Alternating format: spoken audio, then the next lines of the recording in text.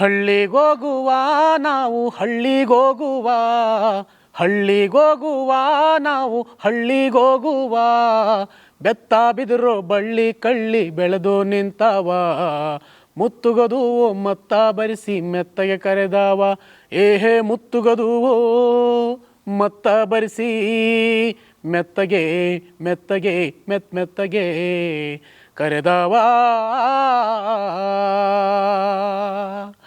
ಹಳ್ಳಿಗೋಗುವ ನಾವು ಹಳ್ಳಿಗೋಗುವ, ಬೆತ್ತ ಬಿದಿರು ಬಳ್ಳಿ ಕಳ್ಳಿ ಬೆಳೆದು ನಿಂತವ, ಮುತ್ತುಗದುವು ಮತ್ತ ಬರಿಸಿ ಮೆತ್ತಗೆ ಕರೆದವ, ಏಹೇ ಮುತ್ತುಗದುವು ಮತ್ತ ಬರಿಸಿ ಮೆತ್ತಗೆ ಮೆತ್ತಗೆ ಮೆತ್ತಗೆ ಕರೆದವ.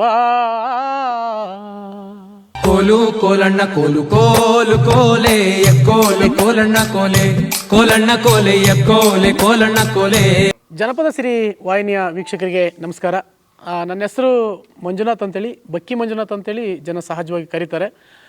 ಚಿಕ್ಕಮಗಳೂರು ಜಿಲ್ಲೆಯ ಮೂಡಿಗೆರೆ ತಾಲೂಕಿನ ಒಂದು ಪುಟ್ಟ ಗ್ರಾಮ, ಮೂಡಿಗೆರೆಯಿಂದ ಸುಮಾರು ಒಂದು 8 ಕಿಲೋಮೀಟರ್ ಆಗ್ತದೆ ಬಕ್ಕಿ ಅನ್ನುವಂಥದ್ದು ನನ್ನ ಊರು. ನಾನೊಬ್ಬ ಜನಪದ ಗಾಯಕ, ಪ್ರವೃತ್ತಿಯಲ್ಲಿ ಗಾಯಕ, ಹವ್ಯಾಸಿ ಗಾಯಕ, ಅದನ್ನೇ ಒಂದಷ್ಟು ಈಗ ವೃತ್ತಿಯನ್ನು ಮಾಡ್ಕೊಂಡು ಬರ್ತಾ ಇದ್ದೀನಿ. ಜೊತೆಗೆ ಒಂದಷ್ಟು ಗ್ರಾಮೀಣ ಪ್ರತಿಭೆಗಳಿಗೆ, ನನ್ನಂತಹ ಗಾಯಕರಿಗೆ ಒಂದು ವೇದಿಕೆ ಆಗಬೇಕಂತೇಳಿ ಈಗ ಒಂದು ಅವಿನ್ ಸ್ವರ ಸಂಗಮ ಅನ್ನುವಂಥ ಒಂದು ಫೇಸ್ಬುಕ್ ಪೇಜನ್ನು ಕೂಡ ಈಗ ಶುರು ಮಾಡಿದ್ದೀನಿ. 4-5 ವರ್ಷದಿಂದ ಮಾಡ್ತಾಯಿದ್ದೀನಿ. ಅದರಲ್ಲಿ ಸಾಕಷ್ಟು ಗಾಯಕರನ್ನ ಈಗ ಸಮಾಜದ ಮುಖ್ಯವಾಹಿನಿಗೆ ತರುವಂಥ ಪ್ರಯತ್ನ. ಸಾಕಷ್ಟು ಪ್ರತಿಭೆಗಳಿಗೆ ಒಳ್ಳೊಳ್ಳೆ ವೇದಿಕೆಗಳು ಸಿಗ್ತಾ ಇಲ್ಲ, ಅವ್ರಿಗೆ ಹಾಡಲಿಕ್ಕೆ ಅವಕಾಶ ಆಗ್ತಿಲ್ಲ ಅನ್ನೋ ಕಾರಣಕ್ಕೆ ಈಗ ಅವಿನ್ ಸ್ವರ ಸಂಗಮದ ವೇದಿಕೆ ಮೂಲಕ ಅವರಲ್ಲಿರ್ತಕ್ಕಂಥ ಪ್ರತಿಭೆಯನ್ನು ಒಂದಷ್ಟು ಸಮಾಜಕ್ಕೆ ಹಂಚುವಂತಹ, ಅದರಲ್ಲೇ ತೃಪ್ತಿ ಪಡುವಂತಹ ಒಂದು ಪ್ರಯತ್ನವನ್ನು ಆ ಕಲಾವಿದರೆಲ್ಲ ಮಾಡ್ತಿದ್ದಾರೆ. ಆ ಕಲಾವಿದರನ್ನ ಗುರುತಿಸುವಂಥ ಕೆಲಸ ಮಾಡಿದ್ದಕ್ಕೆ ಒಂದಷ್ಟು ನನಗೂ ಕೂಡ ತೃಪ್ತಿ ತರ್ತಾ ಇದೆ. ನಮ್ಮಪ್ಪ ತಿಮ್ಮಯ್ಯ ಅಂತೇಳಿ, ಹಾಗೆಯೇ ಅಮ್ಮನ ಹೆಸರು ಸೀತಮ್ಮ. ನನಗೊಬ್ಬ ತಮ್ಮ ಕೂಡ ಇದ್ದಾನೆ, ಸುರೇಶ್ ಅಂತೇಳಿ. ಅವನು ಮನೆ ಕೆಲಸ ಎಲ್ಲ ಬೇರೆ ಬೇರೆ ಕೆಲಸ, ಅಂದರೆ ಏನು ಸಹಜವಾಗಿ ಗಾರೆ ಕೆಲಸ ಆದರೆ ಗಾರೆ ಕೆಲಸ, ಹಾಗೆಯೇ ಬೇರೆ ಬೇರೆ ಥರದ ಕೆಲಸಕ್ಕೆ ಹೋಗ್ತಾನೆ. ಬಟ್ ನನ್ನನ್ನು ನಾನು ಒಂದಷ್ಟು ಸಮಾಜ ಸೇವೆಗೆ ತೊಡಗಿಸ್ಕೊಂಡಿರೋದ್ರಿಂದ ಮತ್ತು ಈ ಕಲಾ ರಂಗದಲ್ಲಿ ನನ್ನನ್ನು ನಾನು ತೊಡಗಿಸ್ಕೊಂಡಿರೋದ್ರಿಂದ ಒಂದಷ್ಟು ಕೆಲಸಗಳ ಜೊತೆಗೇ ಇದನ್ನು ತಗೊಂಡು ಬರ್ತಾ ಇದ್ದೀನಿ. ಈ ಹಾಡುಗಾರಿಕೆ ಅಥವಾ ಗಾಯನದ ಕಡೆಗೆ ಒಲವು ಹೇಗೆ ಶುರುವಾಯಿತು? ಬಹುಶಃ ನಾನೊಂದು ನನಗೆ ನೆನಪಿರೋ ಹಂಗೆ, ಅದಕ್ಕೂ ಮುಂಚೆನೂ ಹಾಡ್ತಾ ಇರ್ಬೋದೇನೋ. ನನಗೊಂದು 3ನೇ ಕ್ಲಾಸು ಇರುವಾಗಲಿಂದಲೂ ನಂಗೆ ನೆನಪಿದೆ. ಚಿತ್ರಗೀತೆಗಳನ್ನ ರೇಡಿಯೋದಲ್ಲಿ ತುಂಬ ಕೇಳ್ತಾಯಿದ್ದೆ. ಆ ರೇಡಿಯೋದಲ್ಲಿ ಅಂದರೆ ಬೇರೆಯವ್ರ ಮನೇಲಿ ಕೇಳ್ತಿದ್ದೆ, ಆಗ ನಮ್ಮ ಮನೇಲಿ ರೇಡಿಯೋ ಇರಲಿಲ್ಲ. ಬಹುಶಃ ನಾನೊಂದು 4-5ನೇ ಕ್ಲಾಸಿಗೆ ಬಂದಾಗ ರೇಡಿಯೋ ತಂದು ನನಗೆ ನೆನಪಿದೆ. ಆ ರೇಡಿಯೋದಲ್ಲಿ ಹಾಡು ಕೇಳೋದು, ಆ ಹಾಡನ್ನು ಅದೇ ರೀತಿ ಕೇಳಿಸ್ಕೊಂಡು ಶಾಲೆಗಳಲ್ಲಿ ಹಾಡ್ತಿದ್ದರಿಂದ ಒಂದಷ್ಟು ನನ್ನ ಟೀಚರ್ಸು, ಫ್ರೆಂಡ್ಸು, ಹಾಗೆ ನನ್ನ ಕ್ಲಾಸ್ಮೇಟ್ಸ್ ಎಲ್ಲ ಗುರುತಿಸಿ ನೀವು ಚೆನ್ನಾಗಿ ಹಾಡ್ತೀರಿ, ಒಳ್ಳೊಳ್ಳೆ ಹಾಡುಗಳನ್ನ ಹಾಡಿ ಅಂತೇಳಿ ಹೇಳ್ತಾಯಿದ್ರು. ಅಂದರೆ ಸಿನಿಮಾ ಗೀತೆಗಳು ಹಾಡ್ತಾ ಬರ್ತಿದ್ದೋ ನಾನು ಬಾಲ್ಯದಿಂದಲೂ. ಆನಂತರ ಒಂದು ಶಾಲಾ ದಿನಗಳಲ್ಲಿ ಒಂದಷ್ಟು ನಾಡಗೀತೆ, ದೇಶಭಕ್ತಿ ಗೀತೆ, ಕಂಠಪಾಠ, ಈ ರೀತಿ ಒಂಥರ ಅಭಿರುಚಿ ಆಯಿತು ನನಗೆ. ಹೇಗೆ ಇಲ್ಲಿನ ಮಲೆನಾಡಿನ ಮೂಡಿಗೆರೆ ಭಾಗದ ಈ ಕಲಾ ಪ್ರಪಂಚ, ಕಲಾ ಒಂದು ಸಮಾಜ ಹೇಗಿದೆ ನಿಮ್ಮ ನೋಡ್ತೀನಿ? ನಾನು ಸಾಮಾನ್ಯವಾಗಿ ಎಲ್ಲ ಕಡೆ ಮಾತಾಡ್ತಾ ಇರ್ತೀನಿ. ಮೂಡಿಗೆರೆಯಲ್ಲಿ ಎಲ್ಲ ರೀತಿಯ ಪ್ರತಿಭಾನ್ವಿತರು ಇದ್ದರೂ ಕೂಡ ಆ ಪ್ರತಿಭೆಗೆ ಸರಿಯಾದಂತಹ ಒಂದು ಏನು ಹೇಳ್ತೀವಿ ವಾತಾವರಣ ಇದ್ದರೂ ಕೂಡ ಆ ವಾತಾವರಣವನ್ನು ನಿರ್ಮಾಣ ಮಾಡಿಕೊಡುವಲ್ಲಿ ಒಂದಷ್ಟು ಮೂಡಿಗೆರೆ ಎಡವಿದೆ ಅಂತೇಳಿ ನಾನು ಭಾವಿಸ್ತೀನಿ. ಜಿಲ್ಲೆಯಲ್ಲಿ ಅಪಾರವಾದಂತಹ ಒಂದು ಜನಪದ ಸಂಪತ್ತಿರ್ಬೋದು, ಕಲಾ ಸಂಪತ್ತಿರ್ಬೋದು, ಸಾಂಸ್ಕೃತಿಕ ಸಂಪತ್ತಿರ್ಬೋದು. ಆದರೆ ಅದನ್ನು ಬೇರೊಂದು ಕಡೆಗೆ ಒಂದು ಪಸರಿಸುವ ನಿಟ್ಟಿನಲ್ಲಿ ಪ್ರಯತ್ನ ಪಡುವಂತಹ ಕಲಾವಿದನಿಗೆ ಒಂದು ರೀತಿ ಪ್ರೋತ್ಸಾಹ ಮಾಡುವಲ್ಲಿ ಒಂದು ನೀರಸ ಪ್ರದರ್ಶನ ಅಂತಾರಲ್ಲ, ಆ ರೀತಿ ಆಗಿದೆ ನಮ್ಮ ಜಿಲ್ಲೆಯಲ್ಲಿ ಅನ್ನೋದು ನನಗೆ ಆಗಾಗ ಕಾಡುವಂತಹ ಒಂದು ದೊಡ್ಡ ಪ್ರಶ್ನೆ. ಹಾಗೆಯೇ ಮೂಡಿಗೆರೆ ಅಂತ ಅಂದ ತಕ್ಷಣ ಬಹುಶಃ ಎಲ್ರಿಗೂ ಕೂಡ ತೇಜಸ್ವಿ ಅವ್ರು ನೆನಪಾಗ್ತದೆ, ಬಹುಶಃ ನೆನಪಾಗಲೇಬೇಕು. ಜೊತೆಗೆ ಮೂಡಿಗೆರೆಯ ಒಂದು ಏನು ಪ್ರವಾಸಿ ತಾಣಗಳು ಒಂದು ರೀತಿ ಎಲ್ಲರನ್ನೂ ಆಕರ್ಷಣೆ ಮಾಡಿ ಕರೀತದೆ. ಅದರ ಜೊತೆಗೇ ಒಂದು ಕಲೆ ಅಂತ ಬಂದಾಗ ನಾನೊಬ್ಬ ಕಲಾವಿದನಾಗಿ ನೋಡಿದಾಗ ಬಹುಶಃ ಅಂತಹ ಒಂದು ಉತ್ತೇಜನ ಕೊಡುವಂತಹ ಕೆಲಸವನ್ನು ಸರ್ಕಾರಗಳಾಗಿರಲಿ ಅಥವಾ ಸ್ಥಳೀಯ ಆಡಳಿತ ವ್ಯವಸ್ಥೆಗಳಾಗಿರ್ಬೋದು ಅಥವಾ ಸಂಬಂಧಪಟ್ಟಂತಹ ಇಲಾಖೆಗಳಾಗಿರ್ಬೋದು, ಜೊತೆಗೆ ಒಂದಷ್ಟು ಒಂದು ಕಲಾ ಪೋಷಕರ ಕೊರತೆ ಮೂಡಿಗೆರೆಯಲ್ಲಿರೋದ್ರಿಂದ ಬಹುಶಃ ನನ್ನಂಥ ಅದೆಷ್ಟೋ ಕಲಾವಿದರಿಗೆ ಒಂದು ಸರಿಯಾದ ರೀತಿ ಒಂದು ರಾಜ್ಯ ಮಟ್ಟದಲ್ಲಿ ಅಥವಾ ರಾಷ್ಟ್ರೀಯ ಮಟ್ಟದಲ್ಲಿ ಅಥವಾ ದೊಡ್ಡ ದೊಡ್ಡ ವೇದಿಕೆಗಳಲ್ಲಿ ಗುರುತಿಸ್ಕೊಳ್ಳಿಕ್ಕೆ ಸ್ವಲ್ಪ ಕಷ್ಟ ಆಗಿದೆ ಅನ್ನೋದಕ್ಕೆ ಬಹುಶಃ ಇದೇ ಒಂದು ಬಹಳ ಹಿನ್ನಡೆ ಅಂತೇಳಿ ನಾನು ಭಾವಿಸ್ತಾ ಇದ್ದೀನಿ. ಈ ಈಗ ನೀವು ಸ್ವರಸಂಗಮ ಅನ್ನೋ ಒಂದು ವಿಶೇಷವಾದ ಕಾರ್ಯಕ್ರಮ ನಡೆಸ್ತಾ ಇದ್ದೀರಿ ಆನ್ಲೈನಲ್ಲಿ. ಯಾಕೆ ಅದು ಹೇಗೆ ಶುರುವಾಯಿತು, ಯಾಕೆ ಶುರುವಾಯಿತು ಅಂತ? ಅದು ಏನಾಗ್ಬಿಡ್ತು, ಒಂದಷ್ಟು ನಾವು ಗಮನಿಸ್ದಂಗೆ ಸಾಕಷ್ಟು ಜನ ಕಲಾವಿದರಿದ್ದರು, ಗಾಯಕರಿದ್ದರು. ಅವ್ರಿಗೆಲ್ಲಾದರೂ ಒಂದು ಕಡೆ ವೇದಿಕೆ ಮಾಡಿಕೊಡ್ಬೇಕಲ್ಲ ಅನ್ನುವಂತಹ ಯೋಚನೆ ನನ್ನ ಹತ್ರ ಕಾಡ್ತಾ ಇತ್ತು. ಆ ಸಂದರ್ಭದಲ್ಲಿ ನಮ್ಮ ಬೆಳ್ತಂಗಡಿಯ ಸುಂದರ್ ಮುಗಳಿ ಅಂತ ಸ್ನೇಹಿತರು ಜೊತೆಗೆ ನನ್ನ ಗುರು MS ಆನಂದ್ ಅಂತೇಳಿ, ಆಮೇಲೆ PK ಮಂಜುನಾಥ್ ಅಂತೇಳಿ ನನ್ನ ರಾಜಕೀಯ ಮಾರ್ಗದರ್ಶಕರು, ಅವರು ನಾವೆಲ್ಲ ಕೂತ್ಕೊಂಡು ಡಿಸ್ಕಸ್ ಮಾಡಿದ್ವಿ. ಯಾವುದೋ ಒಂದು ಲೈವ್ ಬರ್ತಿದೆ ಮೊಬೈಲಲ್ಲಿ, ಆ ಥರದ್ದು ಯಾಕೆ ಕಾರ್ಯಕ್ರಮ ಇಲ್ಲಿ ಮೂಡಿಗೆರೆಯಲ್ಲಿ ಮಾಡಬಾರ್ದು ಅಂತೇಳಿ, ಆ ಮೂಡಿಗೆರೆಯಲ್ಲಿ ಆ ಥರ ಕಾರ್ಯಕ್ರಮ ಮಾಡಬಹುದು ಅಂತೇಳಿ ಬಂದಾಗ ಅದು ಸಂಬಂಧಪಟ್ಟಂಥ ಪರಿಕರಗಳನ್ನೆಲ್ಲ ತಂದು ಜೋಡಿಸಿ ರೆಡಿ ಮಾಡಿದ್ವಿ. ಆ ನಂತರ ನನ್ನ ತಲೆಗೆ ಬಂತು, ನಾನೊಬ್ಬ ಕೂತ್ಕೊಂಡು ಹಾಡಿದರೆ ಸಾಕಾಗತ್ತಲ್ಲ, ಅಥವಾ ನನ್ನ ಗುರು ಆನಂದ್ ಅವ್ರು ಕೂತ್ಕೊಂಡು ನಾವಿಬ್ಬರು ಕೂತ್ಕೊಂಡು ಹಾಡಿದರೆ ಸಾಕಾಗೋದಿಲ್ಲ. ನಮಗೆ ಯಾವುದೋ ರೀತಿಯಲ್ಲಿ ಒಂದಷ್ಟು ಜನಮನ್ನಣೆ ಇದೆ, ಆ ಕಲಾವಿದರಂತ ಗುರುತಿಸ್ತಾರೆ, ಜನಪದ ಕಲಾವಿದರಂತ ರೆಕಗ್ನೈಸ್ ಆಗಿದ್ವಿ. ಸೊ ನಮಗೇನೋ ವೇದಿಕೆಗಳು ಸಿಗ್ತವೆ, ಆದರೆ ನಮ್ಮಂಥ ಎಷ್ಟೋ ಪ್ರತಿಭೆಗಳು ನಮ್ಮ ಈ ಒಂದು ಭಾಗದಲ್ಲಿ ಇರ್ಬೋದಲ್ಲ, ನೋಡೋಣ, ಅವರಿಗೆಲ್ಲ ಅವಕಾಶ ಕೊಟ್ಟು ಕರೆಯೋಣ ಅಂತೇಳಿ ಕರೆದ್ವಿ. ನಿಮ್ಗೆ ಹಾಡುವಂತಹ ಟ್ಯಾಲೆಂಟ್ ಇದ್ದರೆ ಖಂಡಿತ ಈ ವೇದಿಕೆ ಮೂಲಕ ನೀವು ಹಾಡಿ ನಿಮ್ಮನ್ನು ನೀವು ಗುರುತಿಸ್ಕೊಳ್ಳಿ. ಒಂದಷ್ಟು ಅಟ್ಲೀಸ್ಟ್ ನಿಮ್ಮಲ್ಲೇ ಇರ್ತಕ್ಕಂಥ ಕಲೆ ನಿಮ್ಮಲ್ಲೇ ಸಾಯಬಾರ್ದು, ಅಥವಾ ನಿಮ್ಮ ಊರಿಗೆ ನೀವು ಸೀಮಿತ ಆಗಬಾರ್ದು ಅಂದಾಗ ಸಾಕಷ್ಟು ಜನ ಬಂದು ಈಗಲೂ ಕೂಡ ಹಾಡ್ತಾ ಇದ್ದಾರೆ. ದೊಡ್ಡ ದೊಡ್ಡ ಗಾಯಕರು ಕೂಡ ಹಾಡಿದ್ದಾರೆ ಆ ಪೇಜ್ನಲ್ಲಿ. ಹಾಗೆಯೇ ಏನು ಗೊತ್ತಿಲ್ಲದೆ ತನಗೆ ತೋಚಿದಷ್ಟು ಹಾಡು ಹೋದಂಥವ್ರು ಕೂಡ ಇದ್ದಾರೆ. ಪ್ರಾರಂಭದಲ್ಲಿ ನನಗೇನು ಗೊತ್ತಿಲ್ಲ ಅಂತ ಹಾಡ್ತಿದ್ದರು, ಇವತ್ತು ನಮ್ಮ ಹತ್ರನೇ ಶಬಾಷ್ ಅನ್ಸ್ಕೊಳ್ಳೋ ರೀತಿಗೆ ಹಾಡ್ತಾ ಇದ್ದಾರೆ. ಅದೊಂದು ರೀತಿ ಎಲ್ಲೋ ಒಂದು ಕಡೆ ಸಮಾಧಾನ ತಂದಿದೆ ಅಂತ ನನಗೆ ಅನ್ನಿಸ್ತದೆ.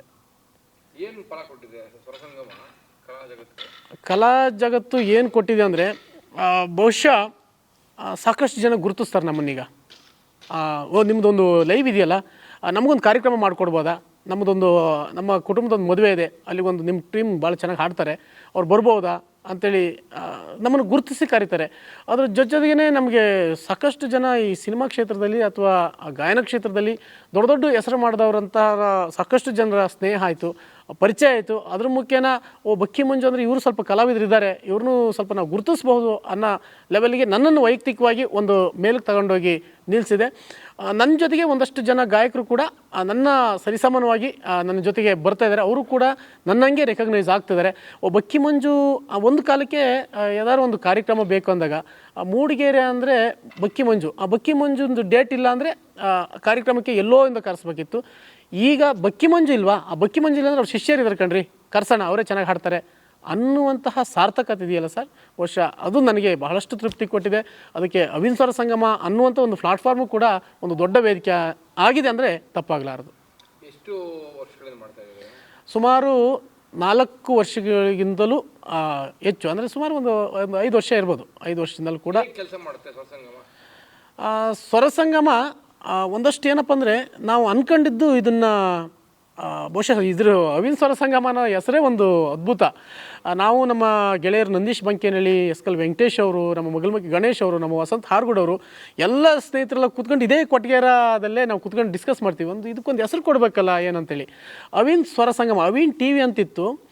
ಅವಿನ್ ಅದು TV ಅಂದರೆ ಟಿವಿಗೆ ಹೋಗ್ಬಿಡುತ್ತೆ. ಇದೊಂದು ಸಿಂಗಿಂಗಿಗೆ ಆಗಿರೋದ್ರಿಂದ ಒಂದು ಹೆಸರು ಏನಾರು ಕೊಡ್ಬೋದು ಅಂತೇಳಿ. ಒಬ್ಬರು ಅವಿನ್ ಅಂದಾಗ ಇನ್ನೊಬ್ರು ಸ್ವರ ಅಂತಾರೆ, ಇನ್ನೊಬ್ರು ಸಂಗಮ, ಎಲ್ಲರನ್ನೂ ಒಂದು ಕಡೆ ಸೇರಿಸ್ತೀವಿ ಅಂದರೆ ಅವಿನ್ ಸ್ವರ ಸಂಗಮ.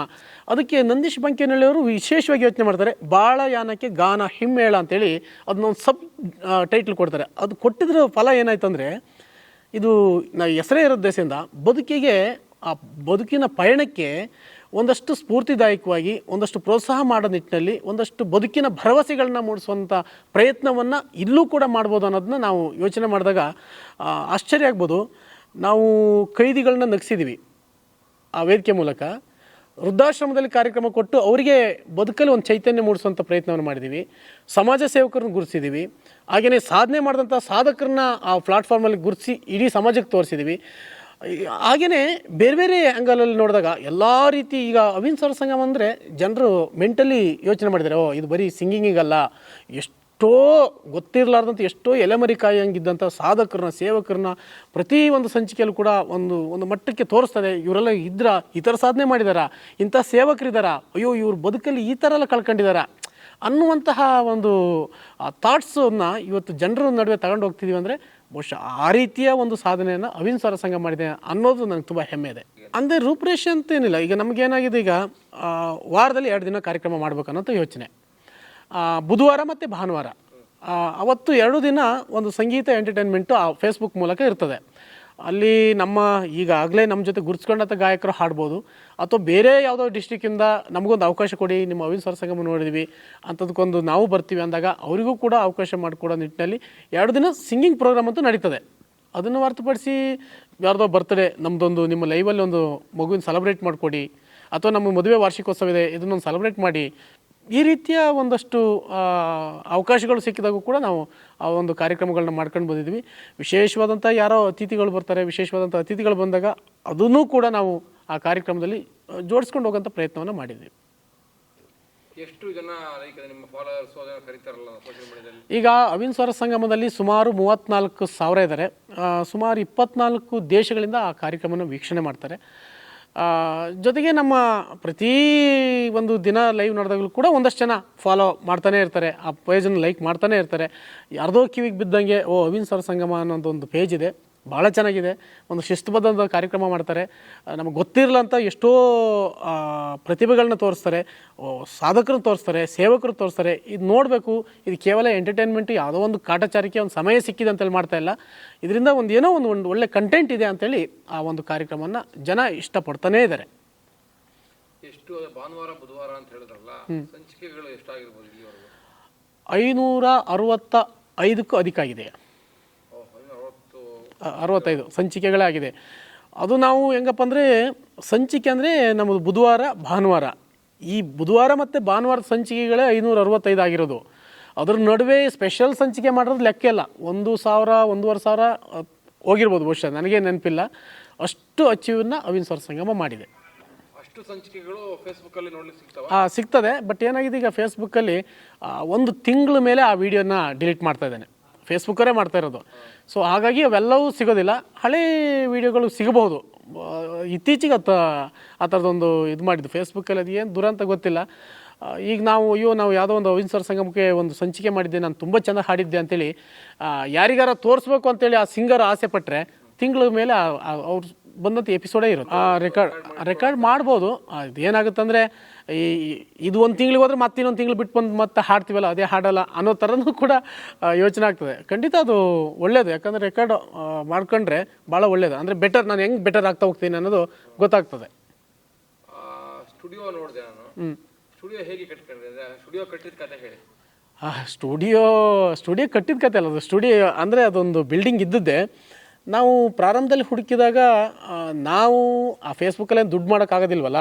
ಈಗ ನಮ್ಮ ಕೈಲಿರೋ ದುಡ್ಡನ್ನು ಹಾಕ್ಕೊಂಡು ಎಲ್ಲ ಒಂದು ಕಡೆ ನಮ್ಮ ಕನ್ನಡ, ನಾವು ಹಳ್ಳಿ ಭಾಷೆಯಲ್ಲಿ ಚಟ ಅಂತೀವಲ್ಲ, ಆ ರೀತಿ ನಮ್ಗೆ ಹಾಡೋ ಚಟ ಇದೆ. ಅದಕ್ಕೊಂದು ವೇದಿಕೆ ಮಾಡ್ಕೊಳ್ಬೇಕಿತ್ತು, ಮಾಡ್ಕೊಂಡ್ವಿ. ಆದರೆ ಎಲ್ಲಿ ಮಾಡೋದು ಅಂತ ಹೇಳಿದಾಗ ನಮಗೆ ನೆಟ್ವರ್ಕ್ ಸಮಸ್ಯೆ ಬರಬಾರ್ದಂದ್ರೆ ನಾವು ಪಟ್ಟಣದಲ್ಲೇ ಮಾಡಬೇಕು. ಹಾಗಾಗಿ ಆ ಪಟ್ಟಣಕ್ಕೆ ಹೋದಾಗ ಕಮ್ಮಿ ರೇಟಲ್ಲಿ ಯಾವ್ದಾರು ಬಿಲ್ಡಿಂಗ್ನ ನೋಡ್ತಾಯಿದ್ವಿ. ಅದೇ ಟೈಮಲ್ಲಿ ಆ ಬಿಲ್ಡಿಂಗ್ ಖಾಲಿ ಇದೆ ಅಂತ ಗೊತ್ತಾಯಿತು. ಅಲ್ಲೋಗಿ ಕೇಳಿದ್ವಿ. ನಮಗೆ ಒಂದು ಸ್ಟುಡಿಯೋ ಕಾನ್ಸೆಪ್ಟ್ ಇತ್ತು, ಆದರೆ ಸ್ಟುಡಿಯೋ ಮಾಡೋಕ್ಕಾಗಲ್ಲ ಅಂತ ಗೊತ್ತಿತ್ತು. ಯಾಕಂದರೆ ಅಷ್ಟು ಇನ್ವೆಸ್ಟ್ ಮಾಡೋಷ್ಟು ಶಕ್ತಿ ನಮಗಿರಲಿಲ್ಲ. ಸೊ ಇದ್ದಿದ್ರಲ್ಲೇ ಹಳೆ ಬಿಲ್ಡಿಂಗ್ ಆದರೂ ಕೂಡ ಅದಕ್ಕೆ ಒಂದಷ್ಟು ಸಿಂಗಾರ ಮಾಡ್ಕೊಂಡು, ಹೆಂಗೋ ನಮ್ಮ ಗಣೇಶ್ ಗೌಡ್ರು ಯಾವಾಗಲೂ ಒಂದು ಮಾತು ಹೇಳ್ತಿರ್ತಾರೆ, ಎಲ್ಲರೂ ಸರ್ಪನ ಆಡಿಸ್ಬೇಕು, ನಾವು ಒಂದು ಕೆರೆವಾರು ಆಡಿಸ್ಬೇಕು ಅಂತೇಳಿ. ಆ ರೀತಿ ಕೆರೆ ಆಡ್ಸೋಕೆ ಒಂದು ಪ್ರಯತ್ನವನ್ನು ಮಾಡಿದ್ವಿ ಅಷ್ಟು, ಇನ್ನೇನಿಲ್ಲ. ಇಲ್ಲಿ ಸಹಕಾರ ಅಂದರೆ ಆ ರೀತಿ ಸಹಕಾರ ಏನು ಆ ಥರ ಯಾರೋ ಏನು ಕೊಟ್ಟಿಲ್ಲ. ಇಲ್ಲಿ ಸಹಕಾರ ಫೇಸ್ಬುಕ್ ಲೈವ್ ಅಂದಾಗ ನಾವು ಯೋಚನೆ ಮಾಡಬೇಕಾಗಿರೋದು 1-2-3 ಜನ ಅಷ್ಟೇ. ಮುಗುಳ್ಮುಖಿ ಗಣೇಶ್ ಕೊಟ್ಟರೆ ಅದಕ್ಕೆ ದೊಡ್ಡ ಶಕ್ತಿಯಾಗಿ ನಿಂತಿರೋದು. ಅದು ಬಿಟ್ಟರೆ ನನ್ನ ಗುರುಗಳು ಆನಂದ್ MS, ಆಮೇಲೆ ಅದು ಬಿಟ್ಟರೆ ನಮ್ಮ PK ಮಂಜುನಾಥ್ ಅವರು, ಆಮೇಲೆ ನಮ್ಮ ಡೈರೆಕ್ಟ್ರುಗಳು ಸುಮಾರಿದ್ದಾರೆ. ನಮ್ಮ ಡೈರೆಕ್ಟ್ರುಗಳು ನಮ್ಮ ಆನಂದ್ ಕಣಚೂರ್ ಇದ್ದಾರೆ, ನಮ್ಮ ಕೃಷ್ಣಪ್ಪ ಕಿರ್ಗುಂದ್ ಇದ್ದಾರೆ, ಹಾಗೇನು ಬಾವಿಮನಿ ಸಂತೋಷ್ ಇದ್ದಾರೆ, ಸುಚಿತ್ರ ಪ್ರಸನ್ನ ಇದ್ದಾರೆ. ಹಾಗೇನು ನಮ್ಮ ಮಾಧ್ಯಮ ಮಿತ್ರರು ನಮ್ಮ ಈ ಕೊಟ್ಟಿಗೆರೆ ಭಾಗದವರೆ, ನಮ್ಮ ನಂದೀಶ್ ಇದ್ದರು, ಅನಿಲ್ ಮಂತೇರ್ ಇದ್ದರು, ಹಾಗೇನು ಸಂತೋಷ್ ಇದ್ದರು, ತನು ಇದ್ದರು, ಹಾಗೆಯೇ ಎಸ್ಕಲ್ ವೆಂಕಟೇಶ್ ಅವರು, ಹೀಗೆ ಸಾಕಷ್ಟು ನಮ್ಮ ಬಕ್ಕಿ ರವೀಂದ್ರ ಅವರು, ಇವರೆಲ್ಲರೂ ಕೂಡ ನಿರ್ದೇಶಕರಾಗಿ, ನಮ್ಮ ಕೃಷ್ಣಪ್ಪ ಕಿರ್ಗುಂದ್ ಅವರು ಎಲ್ಲರೂ ಕೂಡ ನಿರ್ದೇಶಕರಾಗಿ ಈಗಲೂ ಕೆಲಸವನ್ನು ಮಾಡ್ತಿದ್ದಾರೆ. ಬಹುಶಃ ಎಲ್ಲರೂ ಹೇಳೋದಷ್ಟೇ, ಒಂದು ಲೈವ್ ಪೇಜ್ ಅಂತ ಮಾಡ್ಕೊಂಡು ಯಾವುದೋ ಒಂದು ಮನೇಲಿ ಕೂತ್ಕೊಂಡು ಟೈಮ್ ಇದ್ದಾಗ ಒಂದು ಲೈವಿಗೆ ಬಂದು ಹಾಡೋದು ನಾವೆಲ್ಲ ಗಮನಿಸ್ತೀವಿ. ಆದರೆ ನೀವು ಇಡೀ ಒಂದು ತಂಡ ಕಟ್ಕೊಂಡು ಅದಕ್ಕೆ ಡೈರೆಕ್ಟ್ರು, ಅಡ್ಮಿನ್ಸ್ಗಳು 2-3 ಜನ, ಡೈರೆಕ್ಟ್ರು 8-10 ಜನ, ಈ ರೀತಿ ಒಂದು ಅದಕ್ಕೆ ಪೋಸ್ಟ್ರ್ ಮಾಡೋರು, ಅದ್ರ ಕಾನ್ಸೆಪ್ಟನ್ನು ತಯಾರು ಮಾಡೋರು, ಆ ಸ್ಕ್ರಿಪ್ಟನ್ನು ರೆಡಿ ಮಾಡ್ಕೊಳ್ಳೋರು, ಎಲ್ಲ ಬೇರೆ ಬೇರೆ ವಿಭಾಗದಲ್ಲಿ ಕೆಲಸ ಮಾಡೋಂಥ ಒಂದು ಲೈವಲ್ಲೂ ಈ ಥರದ್ದು ಕೆಲಸ ಮಾಡ್ಬೋದು ಅಂತೇಳಿ ಅವಿನ್ ಸ್ವರ ಸಂಗಮನೇ ನೋಡಿದಂತೇಳಿ ಆಶ್ಚರ್ಯಚಕಿತರಾಗಿ ಎಲ್ಲರೂ ಕೂಡ ಮಾತನಾಡ್ತಾರೆ. ಬಹುಶಃ ಆ ನಿಟ್ಟಿನಲ್ಲಿ ಒಂದು ಒಳ್ಳೆ ಸ್ನೇಹ ಬಳಗನ ಕಟ್ಕೊಂಡಿದ್ವಿ. ಅಂದರೆ ಇಲ್ಲಿ ಯಾವುದೇ ತಾರತಮ್ಯ ಇಲ್ಲ. ಬಕ್ಕಿ ಮಂಜು ಒಳ್ಳೆ ಗಾಯಕ, ಏನೋ ಹೆಸರು ಮಾಡಿದ್ದಾನೆ ಅದಿಲ್ಲ, ಅಥವಾ ಇವ್ರಿಗೆ ನಾನು ಕಲಿಸ್ಕೊಡ್ತಿದ್ದೀನಿ ಶಿಷ್ಯ ಪರಂಪರೆ ಅದು ಕೂಡ ಇಲ್ಲ. ಎಲ್ಲರೂ ತುಂಬ ಆತ್ಮೀಯರಾಗಿ ಎಲ್ಲರೂ ಕೂಡ ಏನಪ್ಪ ಅಂದರೆ ಕಟ್ಟುವ ಕೆಲಸ ಇದು ನಮ್ಮ ಮೂಲಕ ಒಂದು 4 ಜನಕ್ಕೆ ಉಪಯೋಗ ಆಗ್ತದೆ ಅಂದರೆ ಮಾಡ್ಕೊಂಡು ಹೋಗೋಣ, ಅದರಲ್ಲಿ ಏನಿದೆ ಅಂಥೇಳಿ ಆ ಥರದೊಂದು ಪ್ರಯತ್ನವನ್ನು ಮಾಡ್ತಿರುವಂಥದ್ದೇ ಅವಿನ್ ಸ್ವರ ಸಂಗಮ. ಹೇಗೆ ಹೊಂದಿಸ್ಕೊಳ್ತಾ ಇದ್ದೀರಿ? ಹಣ ಕಾಸು ವ್ಯವಸ್ಥೆ ಎಲ್ಲ, ಯಾಕಂದ್ರೆ ಫೇಸ್ಬುಕ್ಕಲ್ಲಿ ಹಣ ಬರಲ್ಲ ಅಂತ. ಹೌದು. ಮತ್ತೆ ಕಲಾವಿದರು ಇತರ ಕೂಡ ನೀವು ಕಾಸನ್ನು ತಗೋತಾ ಇಲ್ಲ. ಹೌದು. ಮತ್ತೆ ಹೇಗೆ ಹೊಂದಿಸ್ಕೊತಾ ಇದ್ದೀರಿ? ಎಲ್ಲಿಂದ ಉತ್ಪತ್ತಿ ಬರ್ತಾ ಇದೆ? ಬಹುಶಃ ಒಳ್ಳೆ ಪ್ರಶ್ನೆ. ಬಹುಶಃ ನಮ್ಮ ಥರ ಈ ಥರ ಕಾರ್ಯಕ್ರಮ ಮಾಡೋರಿಗೆ ಇದು ಬಹಳ ಒಂದು ಗಟ್ಟಿಯಾದ ಪ್ರಶ್ನೆ ಅಂತ ನಾನು ಭಾವಿಸ್ತೀನಿ. ಹೇಗೆ ಇದೆಲ್ಲ ಮಾಡ್ತೀರಿ ಅನ್ನುವಂಥ ಪ್ರಶ್ನೆ. ನಮಗೇನಾಗಿದೆ ಈಗ, ಗಣೇಶ್ ಗೌಡರಿಗೆ ಒಳ್ಳೆ ಲಿಂಕ್ ಇದೆ, ಸ್ನೇಹಿತರ ಲಿಂಕ್ ಇದೆ. ನಾವು ಒಂದಷ್ಟು ಯಾವ್ದಾರ ಒಂದು 50 ಸಂಚಿಕೆ, 100ನೇ ಸಂಚಿಕೆ, 150, 200 ಈ ಥರ ಒಂದು ಸೆಲೆಬ್ರೇಷನ್ ಮಾಡಬೇಕು ಅಂತೇಳಿ ಕಾನ್ಸೆಪ್ಟ್ ಬಂದಾಗ ಆ ಸೆಲೆಬ್ರೇಷನ್ಗಾಗಿ ಒಂದಷ್ಟು ಡೊನೇಷನ್ ತಗೊಳ್ಳುವಂಥದ್ದು.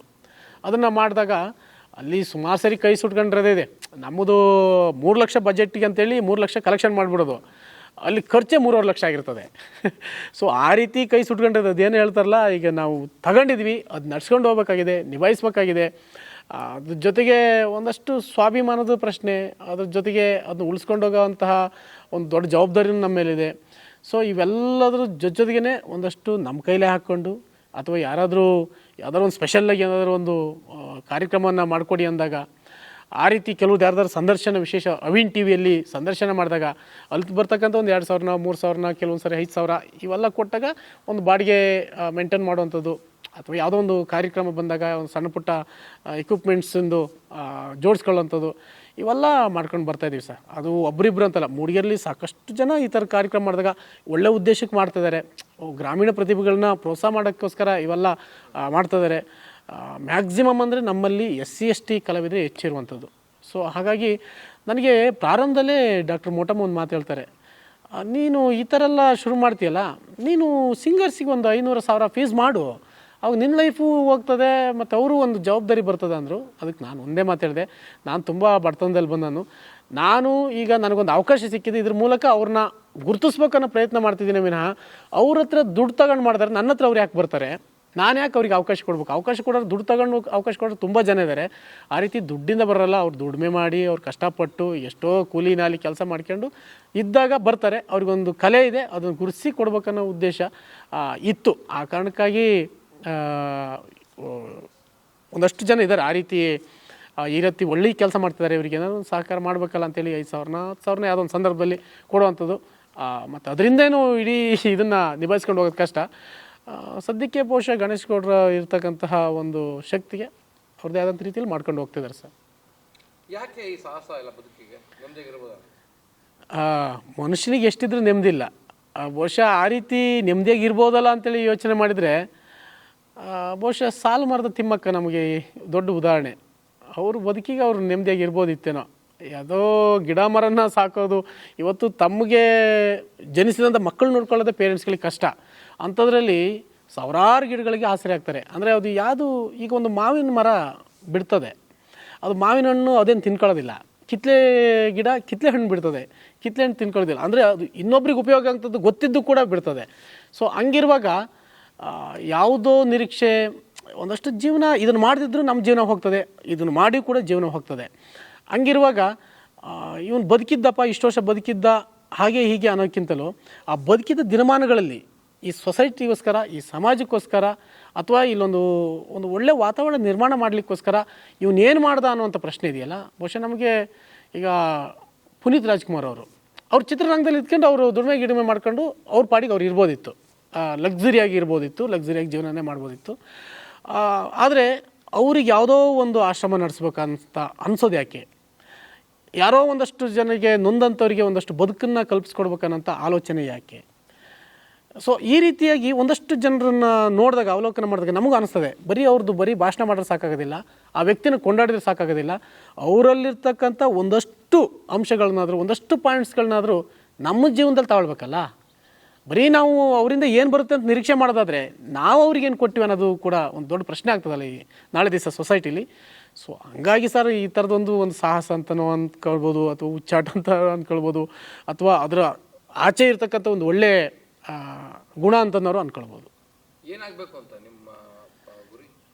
ನಮ್ಮ ಗುರಿ ಸಾಕಷ್ಟಿದೆ ಸರ್. ಈ ಒಂದು ನನಗೆ ಕಂಪ್ಲೀಟಾಗಿ ಮ್ಯೂಸಿಷಿಯನ್ ಅಂದರೆ ಮ್ಯೂಸಿಕ್ ಒಂದು ಕ್ಷೇತ್ರದಲ್ಲಿ ನಾನು ಸಾಕಷ್ಟು ಸಾರಿ ಬರ್ದೀನಿ. ನನಗೇನಾಗಬೇಕಂತ ಅಂದಾಗ ಒಂದು ಚುಟುಕಾಗಿ ಹೇಳೋದಾದರೆ ನಾನು ಒಂದು ಸಾಂಗಾರು ಹಂಸಲೇಖರ್ ಮುಂದೆ ಹಾಡಬೇಕು ಅಂತೇಳಿ. ಸೊ ಆ ರೀತಿ ಆಗಿಂದಲೂ ಕನಸು ಕಟ್ಕೊಂಡು ಬಂದಂತನು.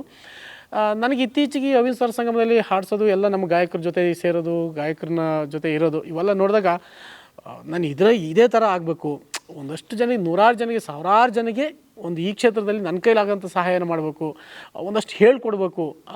ಆ ರೀತಿಯ ಒಂದು ಇದು ನನಗೆ ದೊಡ್ಡ ಗಾಯಕ ಆಗ್ಬೇಕು ಅನ್ನೋದೇ ಒಂದು ಆಸೆ ಇದೆ. ಅದರಲ್ಲೂ ವಿಶೇಷವಾಗಿ ಜನಪದ ಗಾಯಕನಾಗಿ ನಾನು ಚೂಸ್ ಮಾಡ್ಕೊಂಡದ್ದು ಪ್ರಾರಂಭದಿಂದಲೂ ಜನಪದ ಕ್ಷೇತ್ರನೇ.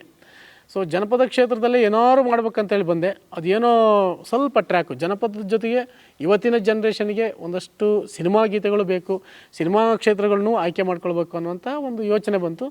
ಸೊ ಹಾಗಾಗಿ ಸದ್ಯದ ಮಟ್ಟಿಗೆ ಬಹುದೊಡ್ಡ ಗುರಿ ಏನಿಲ್ಲ, ಬಹಳ ದೊಡ್ಡ ಲೆವೆಲ್ಗೆ ಹೋಗಬೇಕು ಅನ್ನೋದೇನಿಲ್ಲ. ಇದರಲ್ಲೇ ಒಂದಷ್ಟು ದಿನ ಒಂದು ಬಕ್ಕಿ ಮಂಜು ನಮ್ಗೆ ಗೊತ್ತು ಅನ್ನೋ ಥರ ಕರ್ನಾಟಕ ರೆಕಗ್ನೈಸ್ ಮಾಡಬೇಕು ಅಷ್ಟೇ. ಸೊ ಆ ನಿಟ್ಟಿನಲ್ಲಿ ಬೆಳಿಬೇಕು ಅನ್ನೋದು ಒಂದು ಆಸೆ. ಒಬ್ಬಳಿರ ಮನೆಗೆ ಹಬ್ಬದಿರಿ ಮಲ್ಲಿಗೆ, ಒಬ್ಬಾಳೆ ಕುಯ್ದು ಮುಡಿಲಾರೆ, ಒಬ್ಬಾಳೆ ಕುಯ್ದು ಮುಡಿಲಾರೆ ಮಲ್ಲಿಗೆ, ಹಬ್ಬಿರಿ ನನ್ನ ತವರಿಗೆ, ಸಾಗಲಿಲ್ಲ ಹೂವ ಮಾಲೆ, ಸಾಗಲಿಲ್ಲ ಹೂವ ಮಾಲೆ. ಊರಿನಾಚೆ ನೀರು ನೀರಾಚೆ ತಾವರೆ, ಊರಿನಾಚೆ ನೀರು ನೀರಾಚೆ ತಾವರೆ, ತಾವರೆ ಆಚೆ ತವರೂರು, ತಾವರೆ ಆಚೆ ತವರೂರಿಗೆ ಹೋದರೆ ತಿರುಗಿ ಬರೋಕೆ ಮನಸ್ಸಿಲ್ಲ, ಸಾಗಲಿಲ್ಲ ಹೂವ ಮಾಲೆ, ಸಾಗಲಿಲ್ಲ ಹೂವ ಮಾಲೆ, ಸಾಗಲಿಲ್ಲ ಹೂವ ಮಾಲೆ, ಸಾಗಲಿಲ್ಲ ಹೂವ ಮಾಲೆ. ಬಹುಶಃ ಜನಪದ ಅಂದರೆ ನೋಡಿ, ಯಾವುದೇ ಸ್ವಾರ್ಥವಿಲ್ಲದ ಯೋಚನೆ ಅಂತೇಳಿ. ಗಂಡನ ಮನೇಲಿ ಕೂತ್ಕೊಂಡು ಒಬ್ಳು ಹೆಣ್ಮಗಳು ನೋಡಿ ಎಂಥ ಕಲ್ಪನೆ. ಹೂ ಕಟ್ಟುವ ಅಂಥ ಸಂದರ್ಭದಲ್ಲಿ ಅವಳು ಎಷ್ಟರ ಬಗ್ಗೆ, ಎಷ್ಟು ತನ್ನ ತವರಿನ ಬಗ್ಗೆ ಯೋಚನೆ ಮಾಡ್ತಾಳೆ ಅನ್ನುವಂಥದ್ದು. ಬಹುಶಃ ಮನುಷ್ಯ ಈ ರೀತಿ ಒಬ್ಬ ಹೆಣ್ಮಗಳು ಮಾತ್ರ ಹಿಂಗೆ ಯೋಚನೆ ಮಾಡೋದು ಸಾಕಾಗೋದಿಲ್ಲ. ಎಲ್ಲದೂ ನನಗೆ ಬೇಕು ಅನ್ನೋದನ್ನ ಹೊರತುಪಡಿಸಿ ನನಗೂ ಬೇಕು, ಅವನಿಗೂ ಅದು ಅವಕಾಶ ಸಿಗಬೇಕಂತ ಯೋಚನೆ ಮಾಡಿದ್ರೆ ನೀವು ಕೇಳಿದಂಥ ಪ್ರಶ್ನೆ ಇದೆಯಲ್ಲ, ಕಲಾಕ್ಷೇತ್ರದಲ್ಲೂ ಕೂಡ ಆ ರೀತಿ ಒಬ್ಬ ಕಲಾವಿದ ಇನ್ನೊಬ್ಬ ಕಲಾವಿದನಿಗೆ ಬೆಳಲಿಕ್ಕೂ ಕೂಡ ಅವಕಾಶ ಮಾಡಿಕೊಡ್ಬೇಕು ಅನ್ನುವಂತಹ ಒಂದು ಯೋಚನೆ ಹಾಡು ಅಂತ ನಾನು ಇದನ್ನು ಭಾವಿಸ್ತೀನಿ. ಇವತ್ತು ಪಾಶ್ಚಿಮಾತ್ಯ ಸಂಸ್ಕೃತಿಗೆ ಎಲ್ಲ ಒಗ್ಗಿರೋದ್ರಿಂದ ನೀವು ಯಾವುದೇ ಚಾನಲ್ ತೆಗೀರಿ, ನಮ್ಮ DD ಚಂದನ ಒಂದು ಹೊರತುಪಡಿಸಿ ಜನಪದಕ್ಕೆ ಯಾವುದಾದ್ರೂ ಚಾನಲ್ ಒತ್ತು ಕೊಟ್ಟಿದೆಯಾ ಅನ್ನೋದು ನನ್ನ ಒಂದು ದೊಡ್ಡ ಪ್ರಶ್ನೆ. ಯಾಕಂತ ಹೇಳಿದ್ರೆ ಎಲ್ಲರಿಗೂ ಕೂಡ ಒಂದು ಸ್ಟ್ಯಾಂಡರ್ಡ್ ಮ್ಯೂಸಿಕ್ ಬೇಸ್ ಇರ್ತಕ್ಕಂಥವ್ರಿಗೆ ಸಾಕಷ್ಟು ಚಾನಲ್ಗಳು ಅವಕಾಶ ಮಾಡಿಕೊಡ್ತದೆ. ಆದರೆ ನಮ್ಮಂಥ ಜನಪದ ಕಲಾವಿದರಿಗೂ ಒಂದು ವೇದಿಕೆ ಆಗಬೇಕಲ್ಲ, ನಮ್ಮಂತಹ ಜನಪದ ಗಾಯಕರು ಕೂಡ ಆ ವೇದಿಕೆಯನ್ನು ಸಂಭ್ರಮಿಸಬೇಕಲ್ಲ, ಆ ಟಿ ವಿಲಿ ಹೋಗಿ ಹಾಡಿದಂಥ ಒಂದು ಸಂಭ್ರಮವನ್ನು ತಮ್ಮ ಬದುಕಿನಲ್ಲಿ ನೆನಪಾಗಿ ಉಳಿಸ್ಕೊಳ್ಬೇಕಲ್ಲ. ಆ ಪ್ರಯತ್ನವನ್ನು ನಾನು ನೋಡಿದಂಗೆ DD ಚಂದನ ಹೊರತುಪಡಿಸಿ ಇನ್ಯಾವುದೂ ಮಾಡಿಲ್ಲ. ನನಗೆ ಏನು ಇದು ಜನಪದ ಸಿರಿ ಈ ಒಂದು ಏನು ಯೂಟ್ಯೂಬ್ ಚಾನಲ್ ಇದೆ, ಬಹುಶಃ ಒಬ್ಬ ಜನಪದ ಗಾಯಕನ ಒಂದು ಬದುಕು ಹೆಂಗಿದೆ, ಜನಪದ ಕ್ಷೇತ್ರದಲ್ಲಿ ಅವನಿಗೆ ಒಂದು ವೇದಿಕೆ ಆಗಬೇಕು, ಅವನೊಂದು ಮುನ್ನೆಲೆಗೆ ತರಬೇಕು ಅನ್ನೋಂಥ ಪ್ರಯತ್ನ ಇದೆಯಲ್ಲ, ನಿಜಕ್ಕೂ ಇದು ಅವಿಸ್ಮರಣೀಯವಾದಂಥದ್ದು. ಒಂದು ಒಳ್ಳೆಯ ಕೆಲಸವನ್ನು ನಮ್ಮ ಜನಪದ ಸಿರಿ ಈ ಒಂದು ತಂಡ ಮಾಡ್ತಾಯಿದೆ. ನಾನು ಅದಕ್ಕೆ ತುಂಬ ಅಭಿನಂದನೆಗಳನ್ನ ಹೇಳ್ತೀನಿ. ನಾನು ಕೇಳ್ಕೊಳ್ಳೋದಿಷ್ಟೇ ನಮ್ಮೆಲ್ಲ ವೀಕ್ಷಕರಿಗೆ, ದಯಮಾಡಿ ಇಂತಹ ಯೂಟ್ಯೂಬ್ ಚಾನಲ್ಗಳನ್ನ ಹೆಚ್ಚೆಚ್ಚು ಸಬ್ಸ್ಕ್ರೈಬ್ ಮಾಡಿ, ಹೆಚ್ಚು ಲೈಕ್ ಮಾಡಿ, ಹಾಗೆಯೇ ಫಾಲೋ ಮಾಡಿ. ನಿಮ್ಮ ಒಂದಷ್ಟು ಸ್ನೇಹಿತರುಗಳಿಗೆ ಈ ಒಂದು ಚಾನಲ್ನ ಬರ್ತಕ್ಕಂಥ ಕಾರ್ಯಕ್ರಮಗಳನ್ನ ಒಂದಷ್ಟು ಪರಸ್ಪರ ಹಂಚಿಕೊಳ್ಳುವಂತಹ ಕೆಲಸ ಮಾಡಿದಾಗ ಮಾತ್ರ ಒಂದು ರೀತಿ ಎಲ್ಲರೂ ಕೂಡ ಒಂದು ಕಡೆ ಸೇರ್ಕೊಳ್ಳೋಕ್ಕಾಗೋದು, ಒಬ್ಬರನ್ನೊಬ್ಬರು ಪರಿಚಯ ಆಗೋಂಥ ಒಂದು ಕೆಲಸ ಆಗೋದು. ಬಹುಶಃ ನೋಡಿ, ಜನಪದ ಸಿರಿ ಅನ್ನುವಂಥದ್ದು ನಾನು ಕೇಳ್ತಿದ್ದೆ, ಬಹುಶಃ ಚಾಮರಾಜನಗರ, ಮೈಸೂರು, ಮಂಡ್ಯ ಆ ಬೆಲ್ಟಲ್ಲಿ ಸಾಕಷ್ಟು ಇದರ ಪ್ರಭಾವ ಇದೆ. ಇಡೀ ಅಲ್ಲಿರ್ತಕ್ಕಂಥದ್ದು ಇವತ್ತು ಚಿಕ್ಕಮಗಳೂರಿನ ಒಂದು ಸಣ್ಣ ಒಂದು ತಾಲೂಕು, ಮೂಡಿಗೆರೆ ತಾಲೂಕಿನಲ್ಲಿರ್ತಕ್ಕಂಥ ಒಬ್ಬ ಗಾಯಕನೂ ಕೂಡ ಪರಿಚಯ ಮಾಡುವಂಥ ಕೆಲಸವನ್ನು ಮಾಡ್ತಿದೆ. ಅಂದರೆ ಇದನ್ನೇ ಹೇಳೋದು ನಿಸ್ವಾರ್ಥ ಸೇವೆ ಅಂತೇಳಿ.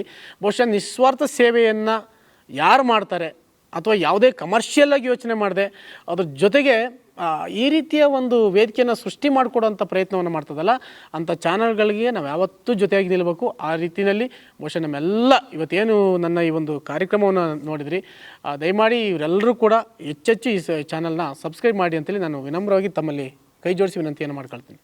ಹಾಗೆಯೇ ಅದ್ರ ಜೊತೆಗೇ ನನ್ನ ಅವಿನ್ ಸ್ವರ ಸಂಗಮ ಅಂತೇಳಿ, ಅವಿನ್ ಸ್ವರ ಸಂಗಮ ಮೂಡಿಗೆರೆ, ಅವಿನ್ ಸ್ವರ ಸಂಗಮ ಅಂತೇಳಿ ಇಂಗ್ಲೀಷಲ್ಲಿ ಅಥವಾ ಕನ್ನಡದಲ್ಲಿ ಟೈಪ್ ಮಾಡಿದ್ರು ಕೂಡ ಫೇಸ್ಬುಕ್ಕಲ್ಲಿ ನಿಮಗೆ ಸಡನ್ ಓಪನ್ ಆಗುತ್ತೆ. ದಯಮಾಡಿ ನಮ್ಮ ಅವಿನ್ ಸ್ವರ ಸಂಗಮನೂ ಕೂಡ ಹೆಚ್ಚೆಚ್ಚು ಎಲ್ಲರೂ ಕೂಡ ಪೇಜನ್ನು ಫಾಲೋ ಮಾಡಿ. ಹಾಗೆಯೇ ಹೆಚ್ಚು ಈ ಕಾರ್ಯಕ್ರಮಗಳನ್ನ ಹೆಚ್ಚೆಚ್ಚು ಜನರಿಗೆ ಶೇರ್ ಮಾಡಿ. ಯಾಕಂದ್ರೆ ನಾನು ಪ್ರಾರಂಭದಲ್ಲಿ ಹೇಳಿದೆ, ಇದು ಕೇವಲ ಯಾವುದೋ ಒಂದು ಎಂಟರ್ಟೈನ್ಮೆಂಟಿಗೆ ಮಾತ್ರ ಸೀಮಿತ ಆದಂಥದ್ದಲ್ಲ. ಸೊ ಆ ಚಾನಲ್ನ ಗಮನಿಸಿದ್ರೆ ಬಹುಶಃ ನಿಮಗೆ ಅರ್ಥ ಆಗ್ತದೆ. ಅದು ಮುಂದೆ ನೋಡ್ತಾ ಹೋದರೆ ಎಂತೆಂತಹ ಸಾಧಕರನ್ನೇ ಸೇವಕರನ್ನೇ ನೋಡಿದಂತಹ ಒಂದು ವೇದಿಕೆ ಅದು. ದಯಮಾಡಿ ಎಲ್ಲರೂ ಕೂಡ ನಮಗೂ ಕೂಡ ಸಹಕರಿಸಿ ಅಂತೇಳಿ ನಾನು ವಿನಂತಿಯನ್ನು ಮಾಡ್ಕೊಳ್ತಾ ಇದ್ದೀನಿ. ನಮಸ್ಕಾರ ವೀಕ್ಷಕರೇ, ನಾನು ನಿಮ್ಮ ಪ್ರೀತಿಯ ಗಾಯಕ ಮಹೇಂದ್ರ. ನಾನು ಹೀಗೆ ಮಲೆನಾಡಲ್ಲಿ ಒಂದು ಒಳ್ಳೆಯ ಗಾಯಕರನ್ನ ನೋಡಿದೆ. ಅವರು ಬಕ್ಕಿ ಮಂಜು ಅಂದ್ಬಿಟ್ಟು ತುಂಬ ಅದ್ಭುತವಾದ ಜನಪದ ಗಾಯಕರು ಮತ್ತು ಎಲ್ಲ ಥರ ಹಾಡುಗಳನ್ನು ಕೂಡ, ಸಿನಿಮಾ ಹಾಡುಗಳನ್ನು ಕೂಡ ಹಾಡ್ತಾರೆ. ಅವರ ವಾಯ್ಸಲ್ಲಿ ಏನೋ ಒಂದು ಇಂಪಾದ ಒಂದು ಸವಿ ಇದೆ. ತುಂಬ ಇಂಥ ಒಂದು ಗಾಯಕರನ್ನ ನೀವೆಲ್ಲರೂ ಬೆಳೆಸ್ಬೇಕು. ನಾವೆಲ್ಲರೂ ಕೂಡ ಹೆಚ್ಚು ಹೆಚ್ಚು ಅವಕಾಶಗಳನ್ನ ಅವ್ರಿಗೆ ನೀವು ಮಾಡಿಕೊಡ್ಬೇಕು ಅಂತ ನಾನು ಕೇಳ್ಕೊಳ್ತಾ ಇದ್ದೀನಿ. ಮಲೆನಾಡಿನಾದ್ಯಂತ ಅವರು ಹಾಡೋದು ಅಲ್ಲದೇ ಒಳ್ಳೊಳ್ಳೆ ಪ್ರತಿಭೆಗಳನ್ನ ಅವರು ಅವಿನ್ ಸ್ವರ ಸಂಗಮದ ಮುಖಾಂತರ ಬೆಳೆಸ್ತಾ ಇದ್ದಾರೆ. ಹಾಗಾಗಿ ಅಂಥ ಕಲಾವಿದರನ್ನ ಕೂಡ ನಾವು ತುಂಬ ಪ್ರೋತ್ಸಾಹ ಮಾಡಬೇಕು. ಈ ವ್ಯವಸ್ಥೆ ಇಂಥ ಒಂದು ಉತ್ತಮವಾದ ಗಾಯಕರನ್ನ ಎಲ್ಲೋ ಒಂದು ಕಡೆ ಸರಿಯಾದ ರೀತಿ ಬಳಸ್ಕೊಳ್ತಿಲ್ಲ ಅಂತ ಅನ್ನಿಸ್ತಾ ಇದೆ. ನನಗೆ ಎಷ್ಟು ಇಷ್ಟ ಆಯಿತು ಅಂತಂದರೆ ಅವ್ರು ವಿತೌಟ್ ಏನು ಮೈಕ್ ಇಲ್ಲದೆ ಅಷ್ಟು ಎತ್ತರದ ಧ್ವನಿ ಅವ್ರದ್ದು, ಮೈಕೇ ಬೇಡ ಅಷ್ಟು ಚೆನ್ನಾಗಿ ಆಡ್ತಾರೆ ಅವರು. ಹಾಗಾಗಿ ಅಂಥ ಒಂದು ಧ್ವನಿಯನ್ನು ನಮ್ಮ ನಾಡು ಬಳಸ್ಕೊಳ್ಬೇಕು ಅಂತ ನಾನು ಕೇಳ್ಕೊಳ್ತಾ ಇದ್ದೀನಿ. ಅವ್ರಿಗೆ ಉತ್ತಮವಾದ ಭವಿಷ್ಯ ಸಿಗಲಿ, ಇವರು ಒಳ್ಳೇದು ಮಾಡಲಿ. ಎಲ್ಲರಿಗೂ ನಮಸ್ಕಾರ. ಬಕ್ಕಿ ಮಂಜುನಾಥ್ ಅವರದು ಸರಿಸುಮಾರು 2 ದಶಕದ ಸಂಗೀತದ ಜರ್ನಿ. ಒಬ್ಬ ನೆಲಮೂಲ ಗಾಯಕ ಅಂತಲೇ ಹೇಳ್ಬೋದು. ಯಾಕೆ ಅಂತಂದರೆ ಅಷ್ಟು ಎತ್ತರಕ್ಕೆ ರೆಕ್ಕೆಯನ್ನು ಬಿಚ್ಚಿದ್ರು ಬೇರನ್ನ ಯಾವತ್ತೂ ಬಿಟ್ಟಿಲ್ಲ ಅವರು. ಹಾಡುವುದು ಅನಿವಾರ್ಯ ಕರ್ಮ ನನಗೆ ಅನ್ನುವ ಮಟ್ಟದಿಂದ ಇಂದು ನಾ ಹಾಡಿದರು ಎಂದಿನಂತೆಯೇ ಕುಳಿತು ಕೇಳುವಿರಿ ಸಾಕೆನಗೆ ಅದುವೇ ಬಹುಮಾನ ಅನ್ನುವ ಹೊರಗಿನ ಅವರ ಸಾಧನೆಯ ಹಾದಿ ಇದೆಯಲ್ಲ, ಅದು ಸುಲಭದ್ದಲ್ಲ. ಅಮ್ಮನ ಒಂದು ಮಲೆನಾಡಿನ ಒಂದು ಸೊಗಡು, ಅಪ್ಪನ ಮಣ್ಣಿನ ಬೆವರಿನ ವಾಸನೆಯ ಒಂದು ಗಮಲು ಎಲ್ಲವೂ ಅವರ ಹಾಡಿನ ಜೊತೆಗೇ ಇದೆ. ಎಷ್ಟು ಎತ್ತರಕ್ಕೆ ಹೋದರೂ ಅವರ ಬೇರು ಇಲ್ಲಿಯೇ ಇರಲಿ, ಮಲೆನಾಡು ಮತ್ತು ಇಲ್ಲಿಯ ಸಂಸ್ಕೃತಿ ಅವರ ಹಾಡಿನ ಕಂಠದಲ್ಲಿ ಇರಲಿ ಅಂತೇಳಿ ನಾನು ಬಯಸ್ತೀನಿ. ಅವಿನ್ ಸ್ವರ ಸಂಗಮ ನಿರಂತರವಾಗಿ ಸಾಕಷ್ಟು ನೂರಾರು ಗಾಯಕರನ್ನು ಬೆಳೆಸಲಿ, ಆ ಮೂಲಕ ಮಲೆನಾಡಿಗೆ ಹೊಸ ಒಂದು ಕಂಠಸಿರಿಯನ್ನು ಕೊಡಲಿ ಅಂತ ಈ ಮೂಲಕ ಕೇಳ್ಕೊಳ್ತೀನಿ. ಎಲ್ರಿಗೂ ನಮಸ್ಕಾರ. ಆನಂದ್ ಕಣ್ಚೂರು, ಮೂಡಿಗೆರೆ, ಪತ್ರಕರ್ತರಾಗಿ ಕೆಲಸ ಮಾಡ್ತಿದ್ದೀನಿ. ಬಹುಶಃ ಮಲೆನಾಡಿನಲ್ಲಿ ಕಳೆದ ಒಂದು 5-6 ವರ್ಷದಿಂದ ಒಂದಷ್ಟು ಹಳ್ಳಿಯ ಪ್ರತಿಭೆಗಳು ಸಮಾಜದಲ್ಲಿ ಇವನೊಬ್ಬ ಗಾಯಕ ಆಡ್ತಾನೆ ಅನ್ನುವಂಥ ಸಮಾಜ ನೆನಪು ಮಾಡ್ತಿದ್ರೆ ಅದಕ್ಕೆ ಮೂಲ ಕಾರಣ ಬಕ್ಕಿ ಮಂಜು. ಬಹುಶಃ ಕೋವಿಡ್ನ ಹಿಂದಿನ ಸಂದರ್ಭದಲ್ಲಿ ಮನೇಲಿ ಕೂತ್ಕೊಂಡು ಏನು ಮಾಡಬೇಕು ಅಂತ ಅಂದ್ಕೊಳ್ತಿದ್ದಾಗ ಹವ್ಯಾಸಕ್ಕೋಸ್ಕರ ಫೇಸ್ಬುಕ್ ಮುಖಾಂತರ ಅವಿನ್ ಸ್ವರ ಸಂಗಮ ಅನ್ನುವಂಥ ಒಂದು ಫೇಸ್ಬುಕ್ ಚಾನಲ್ನ ಪ್ರಾರಂಭ ಮಾಡಿ ಕೇವಲ ತಾನೊಬ್ಬ ಹಾಡದೆ ನನ್ನಂಥವನ್ನು ಸಹ ನೀವು ಒಂದು ಹಾಡ್ಬೋದು ಅನ್ನುವಂಥ ಮಟ್ಟಿಗೆ ಆಡಿಸ್ಕೊಂಡು ಬಹುಶಃ ಜೊತೆಯಲ್ಲಿ ಇವತ್ತು ಎತ್ತರಕ್ಕೆ ಬೆಳೆದಿರೋದು. ಒಂದು ವಿಪರ್ಯಾಸ ಅಂದರೆ ಆ ಮನುಷ್ಯನ ನಾನು ಸಹೋದರ ಅಂತ ಹೇಳ್ತಿರ್ತೀವಿ ಯಾವಾಗಲೂ, ಆತ್ಮೀಯ ಸಹೋದರ ಅಂತ. ಕಳೆದ ಒಂದು 15-18 ವರ್ಷದಿಂದ ನಿರಂತರ ಜಾನಪದ ಕಲೆಗೋಸ್ಕರ ತನ್ನನ್ನು ತಾನು ತೊಡಗಿಸ್ಕೊಂಡಿದ್ದಾರೆ. ಬಹುಶಃ ಇವತ್ತು ಸರ್ಕಾರಗಳು ಎಲ್ಲೋ ಒಂದು ಕಡೆ ಪ್ರಾಬಲ್ಯಕ್ಕೆ ಮಣಿದೆ. ಇಂಥ ಒಬ್ಬ ಅದ್ಭುತ ಕಲಾವಿದರಿಗೆ ಅವಕಾಶ ಮಾಡಿಕೊಟ್ಟಿದ್ರೆ ಇವತ್ತು ಜಾನಪದ ಅನ್ನುವಂಥದ್ದಕ್ಕೆ ಹೆಚ್ಚಿನ ಶಕ್ತಿ ಸಿಗ್ತಿತ್ತು. ಹಾಗಾಗಿ ಮುಂದಿನ ದಿನದಲ್ಲಿ ಇಂಥ ಕಾರ್ಯಗಳಾಗಬೇಕು. ಯಾಕೆ ಅವರಲ್ಲಿ ಸ್ವಾರ್ಥತೆ ಇಲ್ಲ ಅಂತಂದರೆ, ಬಹುಶಃ ನಾನು ಅವಿನ್ ಸ್ವರ ಸಂಗಮದಲ್ಲಿ ಅವ್ರ ಜೊತೆಯಲ್ಲಿ ಆಡ್ತಿದ್ದರೆ ನಂತರದ ದಿನದಲ್ಲಿ ನಾನೇ ಒಂದು ಪ್ರತ್ಯೇಕ ಒಂದು ಲೈವ್ ಚಾನಲ್ ಮಾಡಿದರೆ ಅದು ನಂದು ಅನ್ನೋ ಥರಕ್ಕೆ ಬಂದು ಪ್ರಾರಂಭ ಮಾಡಿ ಸ್ವಲ್ಪ ವ್ಯತ್ಯಾಸ ಆದರೂ ಅಲ್ಲಿ ವ್ಯತ್ಯಾಸ ಆಗ್ತಿದೆ, ಅದನ್ನ ಸರಿ ಮಾಡ್ಕೊಳ್ಳಿ, ಅದನ್ನ ಸರಿ ಮಾಡಿ ಅಂತೇಳಿ ಸಮಯ ಕೊಟ್ಟು ಬಂದು ಮಾಡಿ ನಮ್ಮ ಜೊತೆ ರಥವನ್ನು ಎಳ್ಕೊಂಡು ಹೋಗುವಂಥದ್ದಿದೆಯಲ್ಲ, ಅದೊಂದು ಒಬ್ಬ ಮೇರು ಗಾಯಕರಿಗೆ ಮಾತ್ರ ಸಾಧ್ಯ. ಅಂಥ ಒಬ್ಬ ಅದ್ಭುತ ಗಾಯಕ ನಮ್ಮ ಜೊತೆ ಇರ್ತಕ್ಕಂಥದ್ದು ನಮ್ಮೆಲ್ಲರಿಗೂ ಹೆಮ್ಮೆ. ಬಹುಶಃ ಇಂಥವರಿಗೆ ಒಳ್ಳೆಯ ಅವಕಾಶಗಳು ಸಿಗಬೇಕು. ಕೇವಲ ಫೇಸ್ಬುಕ್ಕಲ್ಲಿ ಮಾತ್ರ ಆಡದಲ್ಲೇ ಅಥವಾ ಯಾವುದೋ ಮದುವೆ ಕಾರ್ಯಕ್ರಮದಲ್ಲಿ ಅಥವಾ ಆರ್ಕೆಸ್ಟ್ರಾಗಳಲ್ಲಿ ಆಡದೆ ಒಬ್ಬನಿಗೆ ಇಂಥ ಗಾಯಕರಿಗೆ ಒಳ್ಳೆಯ ಅವಕಾಶಗಳು ಸಿಕ್ಕಿ ಇಡೀ ಜಗತ್ತಿಗೆ ಪ್ರಸಿದ್ಧಿ ಆಗಬೇಕು. ಆವಾಗ ಮಾತ್ರ ಒಂದಷ್ಟು ಗಾಯಕರನ್ನ ಬೆಳೆಸಿದ್ದಕ್ಕೆ ಸಾರ್ಥಕತೆ ಆಗುತ್ತೆ.